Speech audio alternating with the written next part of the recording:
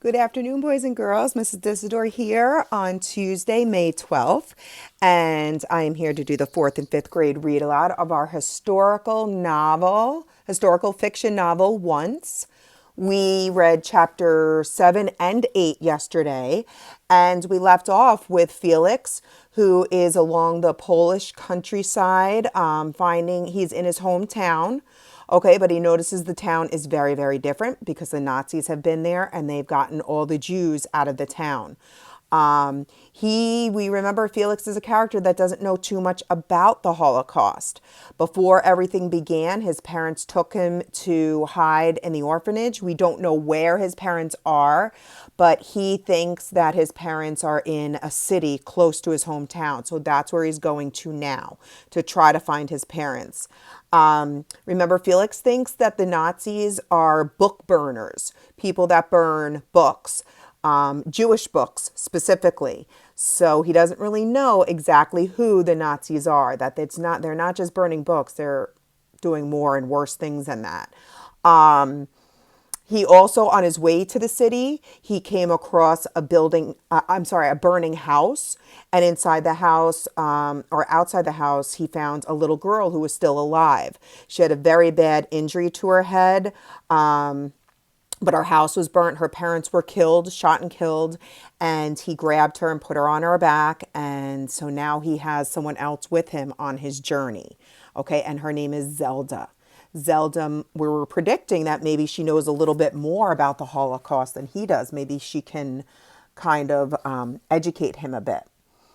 All right, let me just make my camera right. Okay, chapter 9. Once I woke up and I was at home in bed. Dad was reading me a story about a boy who got left in an orphanage. Mom came in with some carrot soup. They both promised they'd never leave me anymore. We hugged and hugged. Oh, that must have been a dream. Then I really wake up and I'm in a haystack. That's where we left off. He's in a haystack, him and Zelda. Haystacks are stabbing me through my clothes. Cold, damp air is making my face feel clammy. The early morning sun is hurting my eyes. A young girl is shaking me and complaining. I'm hungry, she says. I feel around for my glasses, put them on, look at her groggily, and remember. Zelda, the girl with the dead parents. And the bossy attitude. She made me tell her the castle in the mountain story about 10 times last night, till I got it right. And I need to do a pee, she says. All right, I mumble. First a pee, then breakfast.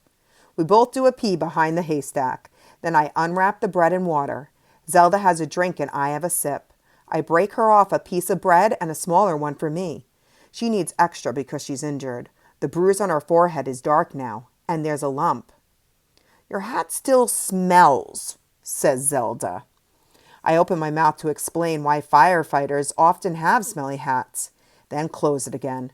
Best not to remind her that our house has burnt down. Sorry, I say. Zelda is frowning and screwing up her face, and I don't think it's just because of my hat. Are you all right, I ask. My head hurts, she says. Don't you know anything?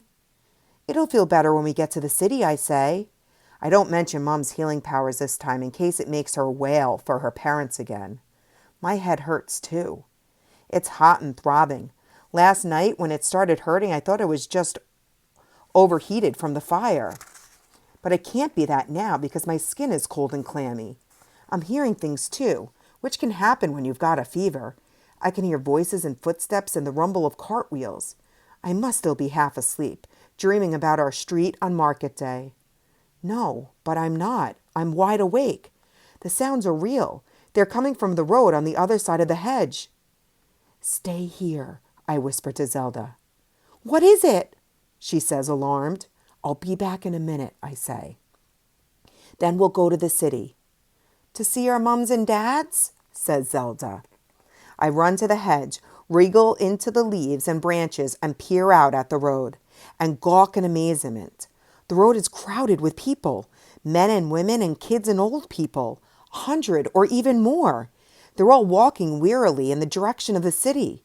Most of them are carrying bundles or bags or suitcases or cooking pots. A few are carrying books. Each person is wearing an armband, not a red and black armband like the Nazis had at the orphanage. These are white with a blue star, a Jewish star, like on some of the Jewish houses at home. Must be so these travelers can recognize the other members of their group. We used to have paper saints pinned to our tops on sports day so everyone could see which dormitory we were from. A sudden loud noise makes me shrink back into the hedge. Several soldiers on bikes with motors are driving up and down, yelling at the people in a foreign language and waving. The soldiers have all got guns. None of the people have. The soldiers seem to want the people to go faster. With a jolt, I understand. These soldiers are Nazis. These straggling crowd of people are all Jewish book owners, all being transported to the city. Are Mom and Dad here? I lean forward again, trying to see, but before I can spot them, I hear a sound behind me. A scream. Zelda! I struggle out of the hedge, almost losing my glasses. I jam them back on and almost faint at what I see. Zelda is standing by the haystack, rigid with fear. Next to her, pointing a machine gun down at her head, is a Nazi soldier. Don't shoot! I scream, running over to them. The soldier points his gun at me. I freeze. With a stab of panic, I see my notebook lying in the hay at his feet. It must have fallen out of my shirt. The Nazi soldiers must have seen it. He must think we're Jewish book owners, disobedient ones like Zelda's parents. My throat goes dry with fear. That isn't really a book, I croak. It's a notebook. And it isn't hers, it's mine. And I wasn't trying to hide it. I was planning to hand it over as soon as we get to the city and find the place where the books are being burnt. The soldier stares at me like he doesn't believe what I've just said. Desperately, I try to think of a way to make friends with him. Sorry I just shouted at you, I say. I'm from the mountains where you have to shout and yodel to make yourself heard. Can you yodel? The soldier doesn't reply. He just scowls and waves his gun toward the hedge. I grab Zelda by the hand and my notebook and the bread and water. Zelda is trembling just as much as me. Come on, I say to her gently. He's telling us we have to go to the city with all the other people. To our mums and dads? Said Zelda to the soldier. Okay, so they're going with a group of people walking to the city, and all those people are Jews, and the soldiers are yelling at them. I'm thinking this isn't good. You know when you're looking for your mom and dad in a straggling crowd of people trudging along a dusty road, and you speed up and get to the front and then slow down and drop to the back, and you still can't see them even when you pray to God, Jesus, the Virgin Mary, the Pope, and Adolf Hitler? That's happening to me. My head is throbbing and I feel squashed with disappointment. I try to cheer myself up by thinking how Mom and Dad have probably already arrived at the city and are having a sit down and taking the weight off their feet. It doesn't cheer me up much. The Nazi soldiers on the motorbikes are still yelling at everyone. I hope Mom and Dad haven't got noisy cross soldiers like these. Mom gets very indignant when people are rude, and sometimes she tells them off. Zelda doesn't look very happy either. My feet hurt, she says. Poor thing, she's only wearing fluffy bedtime slippers. The soles aren't thick enough to protect her feet from the stones on the road. I bend down and pull some of the rag stuffing out of my shoes. What a nice boy to take care of basically a stranger.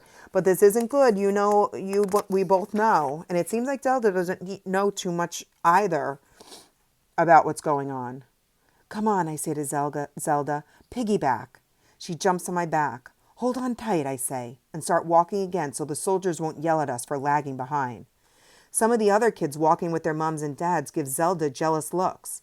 I don't blame them. Some of them are only about 3 or 4. Their mums and dads are too weary to talk to them, let alone carry them. I can see Zelda wants to stay on my back till we get to the city. I wish she could, but I feel too ill. I take her slippers off, wind the rags around her feet, and put her slippers back on. There, I say, that should help. I put her back down. It feels funny, she says after a few steps. I try to think of something to help her to get used to it. All the great travelers in history had rags around their feet, I say. Christopher Columbus, who discovered America, he had rags round his feet. Dr. Livingstone in Africa, he did. Hannibal the Great, he did too. So did his elephants. In the future, by the year 1960, I think they'll make shoes with rags already in them. Zelda gives me one of her looks. By the year 1960, she says, people won't need shoes. They'll have wheels instead of feet. Don't you know anything? Sorry, I say. I forgot. Why do those people look so sad? Asked Zelda. I've been expecting her to ask. She's been staring in a concerned way at the people walking with us. An elderly woman near us is crying, and Zelda's been looking at her a lot. I'm not sure what to say. So my prediction was wrong. I thought Zelda would know a lot more of what was going on, but it seems like she doesn't. Zelda squeezes my hand even tighter than usual. Well, she demands, why do they? I know why the people look sad. They've been walking for hours and they're tired and hungry and worried about their books and parents, just like us. We probably look sad to them. But I don't say this to Zelda. When a little kid doesn't even know her parents are dead, you've got to try to keep her spirits up. They're feeling sad because they haven't got rags in their shoes, I say to her. They'll be much happier when we get to the city. I'm about to tell Zelda about the rag shops that are probably in the city when I see something out of the corner of my eye. The elderly woman has just fainted at the side of the road. She's lying in the dust. Nobody is stopping to help her. Not the other Jewish people, not the soldiers, not me. I can't give anyone else a piggyback. I can't even lift Zelda the way I feel now. What's wrong with that lady? Asks Zelda. I tell her that the lady is just having a rest, and after we've gone, a farmer will come and take the lady home, and she'll live happily on the farm with his family and become very good at milking cows. In the year 1972, she'll invent a machine that milks them automatically and also makes butter. Zelda thinks about it. In 1972, says Zelda, cows will make their own butter. Don't you know anything? I'm tempted to say, no, I don't, not anymore. I look around at the tired, hungry, sick Jewish people staggering along the road. An awful question has been throbbing in my head for ages now. It's the question I first thought of when I saw Zelda lying on her lawn. Why would the Nazis make people suffer like this, just for the sake of some books? I need to try and find an answer. Excuse me? I say to a man walking nearby. Are you a book lover? The man stares at me as if I'm mad. His gray, sagging face was miserable before, but now he looks like he's close to tears. He looks away. I feel terrible. I wish I hadn't asked. Not just because I've made a suffering Jewish man feel upset at the sight of a crazy kid, also because I've got a horrible suspicion I know the answer to the question. Maybe it's not just our books the Nazi hates. Maybe it's us. All right, so I didn't predict this. I thought maybe Zelda was going to help him find out some information about the Holocaust, but it seems like he's getting an idea of what the Nazis are all about, that they don't just hate Jewish book lovers and book owners. They hate all Jewish people. All right, so he and Zelda are walking towards the city. I don't think this is going to be a good thing. Hopefully he can escape that, because I predict that in the city is where they're making all the Jews go to possibly kill them. I don't know. All right, so we'll see what happens in chapter 10 tomorrow. Have an excellent rest of your afternoon. Miss you all.